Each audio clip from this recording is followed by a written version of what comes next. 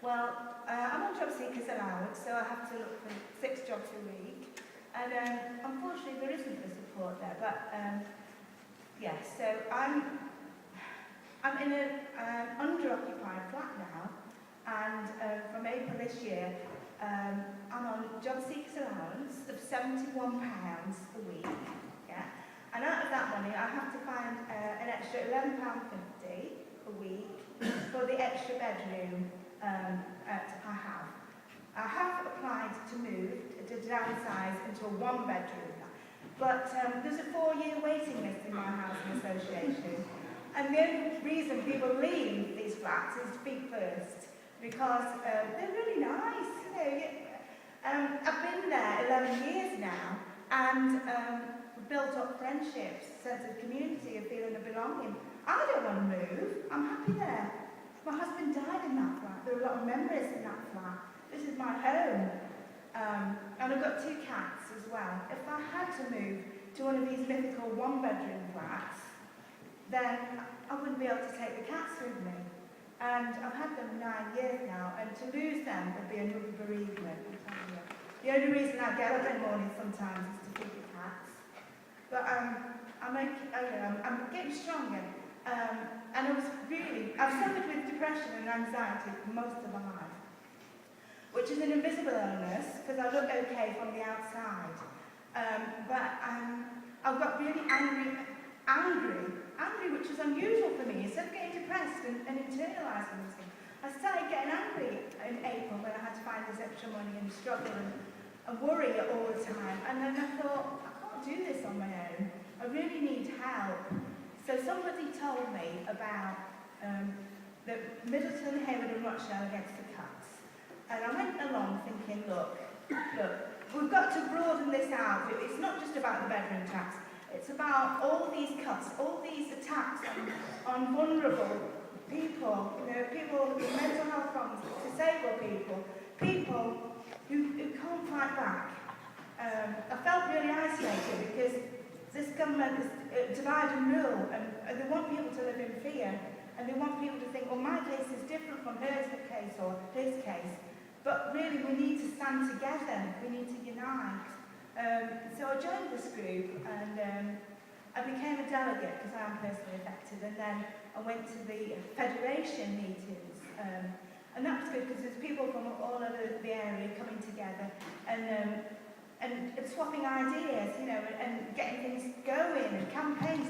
And I felt really excited about this because the only way we can keep this going is if we get together, share ideas, share resources, find out what's available and help people.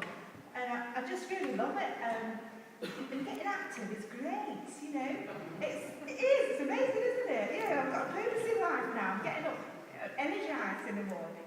And I met this woman, she's called Bedroom Tax Marion. She's from Scotland. Do you know her? She said to me, the first time I ever got up and spoke in front of people, afterwards she said, "You're doing right, girl." She said, "Us working class women have got to put on our big knickers and get out there and get in the fight." Now that's a woman's thing, perhaps too much information. But I really felt like, yeah, come on, we can do this together, you know. So it's been great, really, because when you hear other people's stories, like when Raquel Rolnick came, the UN reporter, that was an amazing time. She's such a lovely person. And I wasn't going to tell my story because my pain is my pain and your pain is your pain. Yeah, but because it was in the Friends Meeting House, because it was a good, safe atmosphere, suddenly I stood up and I did share my story. And afterwards, you know, she came and gave me a hug and she said, "You're very courageous." And I just thought, I'm not being courageous really, it's just doing it. Because you have to do it, yeah? You just put one foot in front of the other and you keep going, don't you? But, I mean, I live in Rochdale. It's not only the bedroom tax, but it's this community charge or whatever they're calling it this year, you know, where the council decided that it had to be 25% across the board. So everybody's had to find an extra 25% of council tax, people who've never paid it before. So envelope comes through the door, a lot of people will ignore that, thinking, well, I don't have to pay it. But they don't realise they do. It's a shock.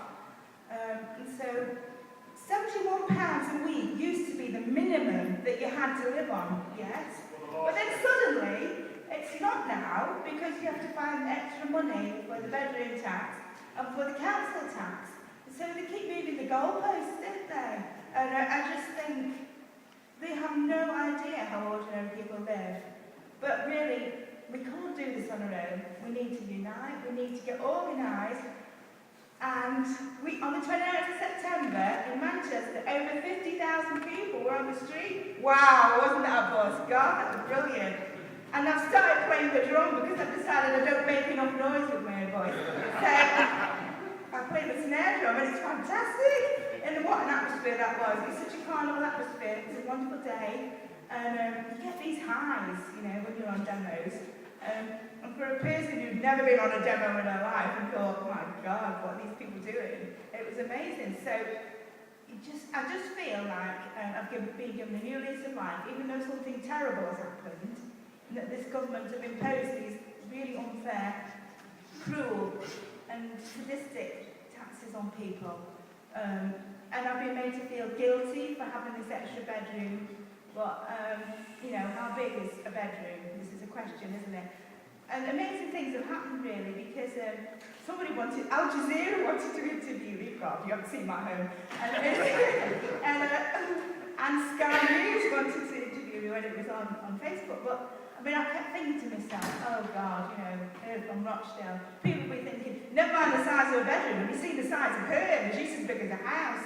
But I just felt like opportunities have come my way, you know, and if only more people would stand up and realise that, yeah, it's a bit scary at first standing up, but you have a voice, you have something to say, and you've got to get organised and do it. So come on, let's get this resistance going, and we can win.